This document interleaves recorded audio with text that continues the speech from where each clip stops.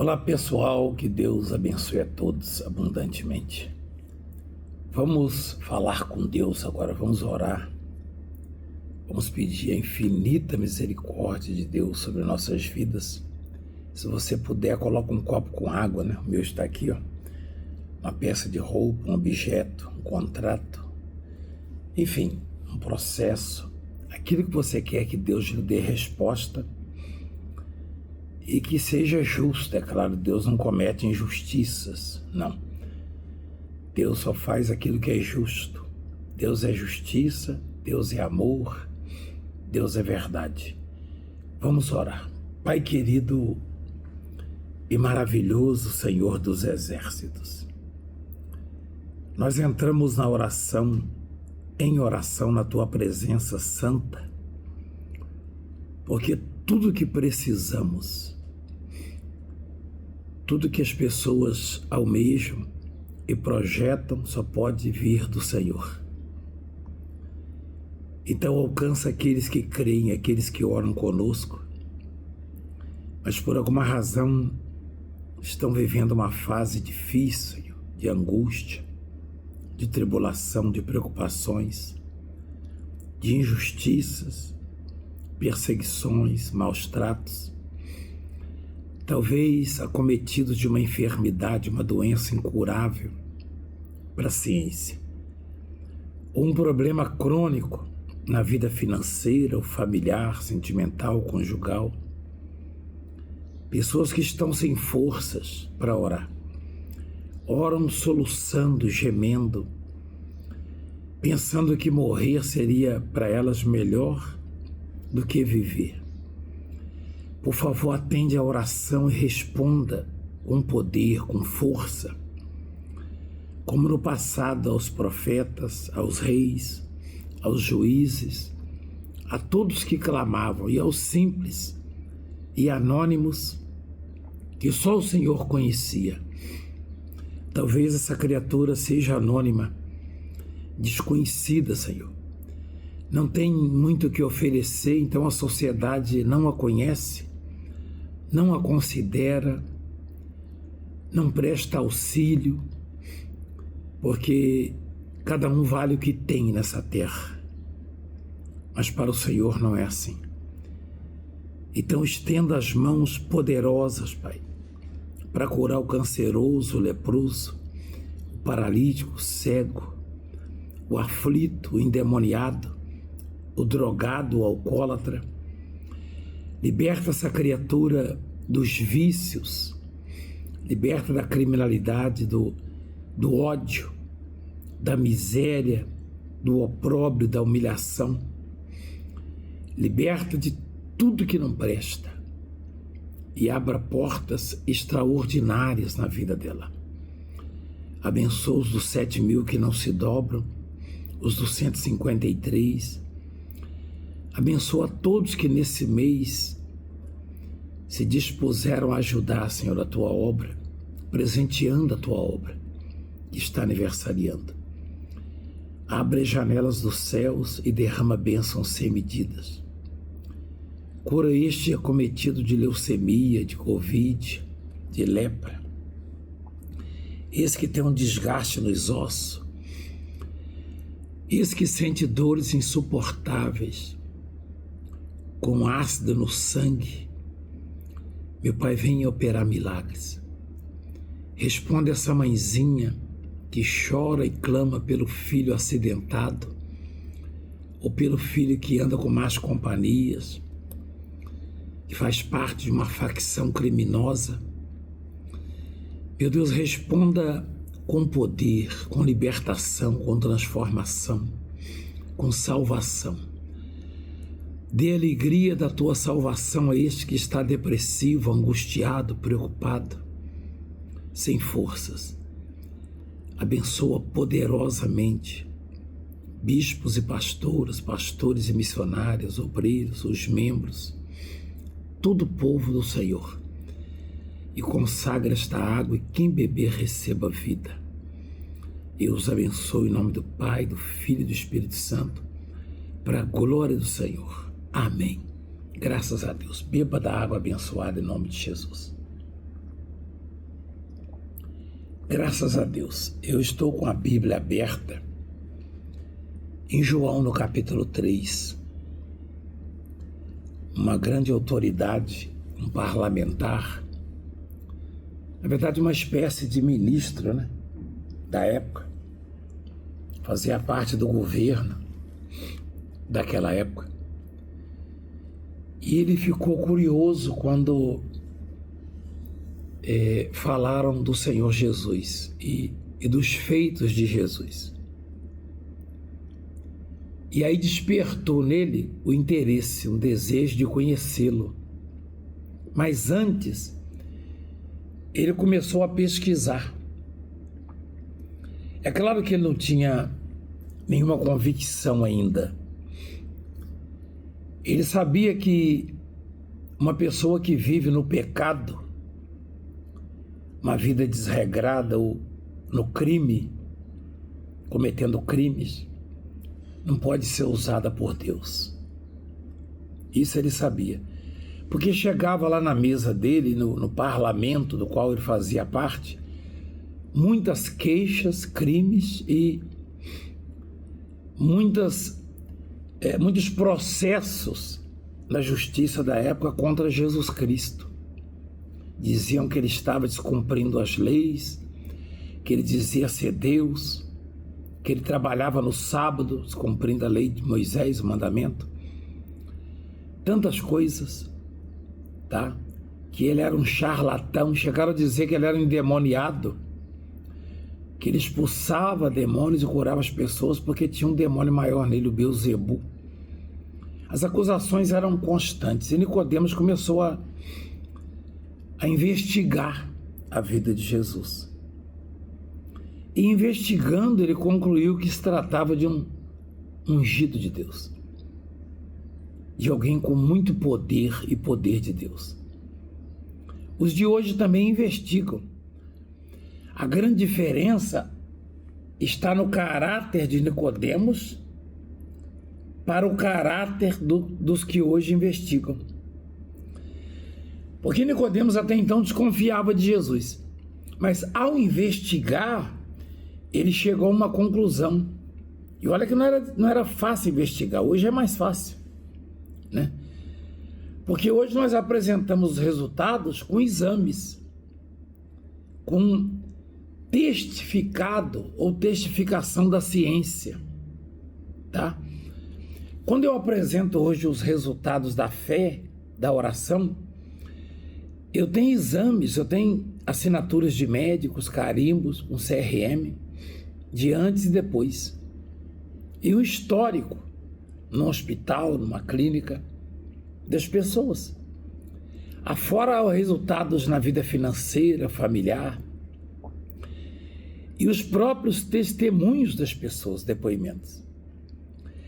Mas o interesse dos que hoje investigam é diferente. O Nicodemos queria certificar-se de que se tratava de um servo de Deus ungido ou de um charlatão enganador. E ele chegou à conclusão, e você vai ver na palavra a seguir. Os de hoje certamente já chegaram também à conclusão. Só que o parecer deles é contrário, porque faz parte do caráter de bandidos, caráter de gente que não presta, de gente ruim, gente má. Porque eles pegam todas as minhas falas em gravação, e essas falas, elas estão vinculadas aos testemunhos, aos milagres, aos resultados. Eu mostro imagens do corpo leproso e depois mostro ele liso. E no meio a minha fala que esses bandidos pegam. Mau caráter. Gente ruim, gente maldita, maligna, que vai arder no fogo do inferno. Porque a mesma fala minha que eles gravam, no meio tem lá o leproso antes e depois, e eles não têm coragem de mostrar isso, e nem se rendem a isso, diferentemente de Nicodemos. Preste atenção no que diz a palavra de Deus em João capítulo 3. Preste atenção, por favor. Havia entre os fariseus um homem chamado Nicodemos, um dos principais dos judeus. Ele não era um cidadão comum. Ele não era um funcionário público qualquer, não. Ele era um dos principais dos judeus, a palavra dele tinha peso, o parecer dele tinha peso, tá? E o governo o ouvia, o atendia, mas você vai observar que ele não foi o único que chegou a essa conclusão, não. Boa parte deles criticavam e perseguiam e preparavam ciladas para arrumar crime contra Jesus e conseguiram, no final das contas. Eu não sei se você sabe, Jesus foi condenado à pena de morte. A morte de cruz do Senhor Jesus não foi a primeira, não. A cruz era uma espécie de cadeira elétrica, ou guilhotina, ou, enfim, é uma injeção letal de hoje em alguns países, alguns estados da América. Jesus foi condenado à pena de morte. Jesus foi imputado a ele um crime hediondo, passivo de morte. Eles condenaram Jesus. Mas Nicodemos não se furtou, não se omitiu.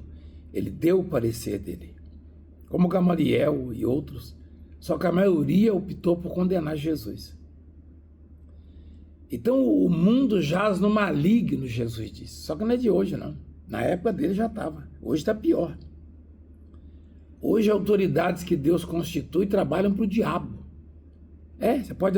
Você pode não gostar do que eu falo e achar que é perigoso eu falar. Eu também não estou preocupado com isso, não. Que me matem, se quiser. Eu estou por aí, eu não me escondo. Que me prendam, que me matem, faz o que quiser. Faz o que quiser. Para mim, tanto faz viver ou morrer. O importante para mim é pregar o evangelho, é fazer o que eu fiz no último domingo, lá no Amazonas, no meio do mato, no meio da selva, uma multidão.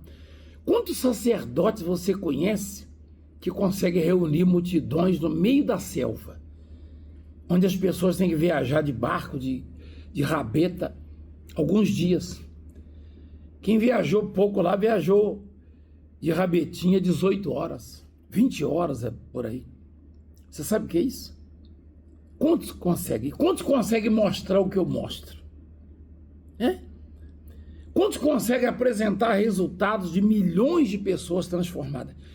Gente que sai do crime, das drogas, da cracolândia, da prostituição, se liberta do ódio.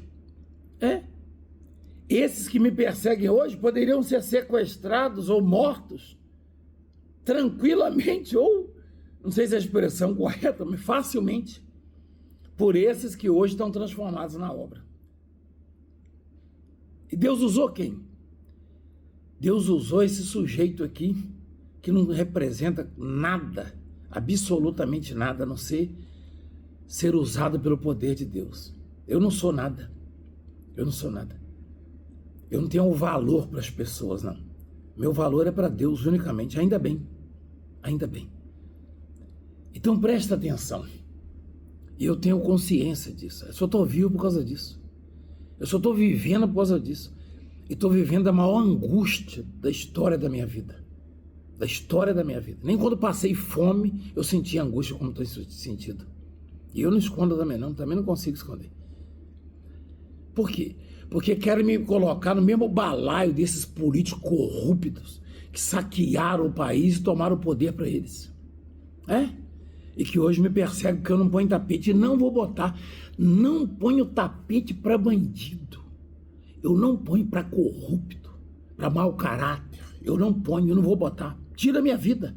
Tira minha vida se quiserem. Manda me matar. Eu não ponho tapete para vocês. Eu ponho tapete para Deus, que liberta o meu povo, cura o meu povo e transforma o meu povo. Só para Ele. Eu não tenho medo de homem. Eu não tenho medo de demônio. Eu não tenho medo do inferno. Eu só temo a Deus, a mais nada, a mais ninguém. Não fujo do país, não fujo de lugar nenhum. Não tenho medo de vocês, só temo a Deus. Só a Deus. Pode me angustiar, pode fazer o que quiser comigo, pode tirar tudo que eu tenho. Mas o Deus que eu tenho na minha vida é a unção, vocês não vão conseguir tirar. Então presta atenção. Nicodemos foi ter com Jesus, tá? De noite. E ele disse assim, Rabi, sabemos que és mestre vindo da parte de Deus, versículo 2. Sabemos que és mestre vindo da parte de Deus. Olha o que esse ministro, essa grande autoridade, um dos principais dos judeus, confessou. E isso, é claro, ia repercutir negativamente para ele, entre os que estavam com ele. Porque boa parte dos que compunham lá o Sinédrio, o conselho, o parlamento, era corrupta, como hoje também. Eu não vou generalizar, mas boa parte das autoridades, esses que me perseguem, são corruptos, bandidos. Não interessa o seu diploma, não interessa o poder que você tem, você pode fazer o que você quiser comigo, é bandido. Quem inventa para destruir a reputação dos outros, a moral, a vida dos outros, quem cria, quem forja, é bandido, bandido. Homem de bem não faz isso, bom caráter não faz isso. Eu nem conheço vocês e nem pretendo conhecer vocês. Também não tenho medo de vocês e não pretendo conhecer. Olha o que diz a palavra, olha só. Rabi, sabemos que és mestre vindo da parte de Deus, porque ninguém pode fazer estes sinais que tu fazes se Deus não estiver com eles. A isto respondeu Jesus: em verdade, vos digo que se alguém não nascer de novo, não pode entrar no reino de Deus.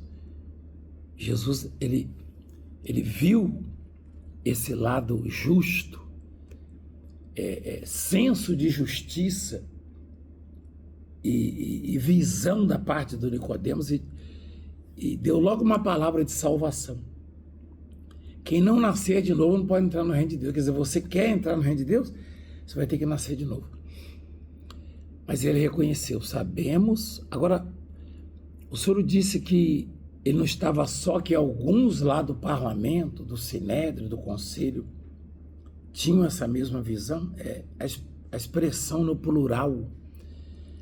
Ele foi sozinho, mas ele não disse, eu sei que és mestre vindo da parte de Deus. Ele disse, sabemos. Esse sabemos sugere que alguns outros lá do governo também acreditavam em Jesus. Sabiam que Jesus era verdadeiro. Na verdade, todos sabiam. Como todos sabem que um homem insignificante como eu, um homem vindo lá de trás das malhadas, da fome, da humilhação, da escravidão, não pode fazer essas coisas ou criar uma obra desse tamanho. Mas nunca, nunca. Porque é comum a gente ver em artistas, cantores, atores, jogadores de futebol, endeusados por causa da imprensa, da mídia. Eu nunca tive mídia a favor e saio na rua, as pessoas vêm me abraçar chorando. Então não é porque essa ou aquela televisão, esse ou aquele jornal falou. Não. Por que corre atrás do jogador de futebol, do artista? Por causa da mídia, que endeusa o sujeito, que é da Ibope. E aí a imprensa, que é facilmente, o povo que é facilmente manipulado e formada a sua opinião por esses tais, corre atrás deles, não é o meu caso.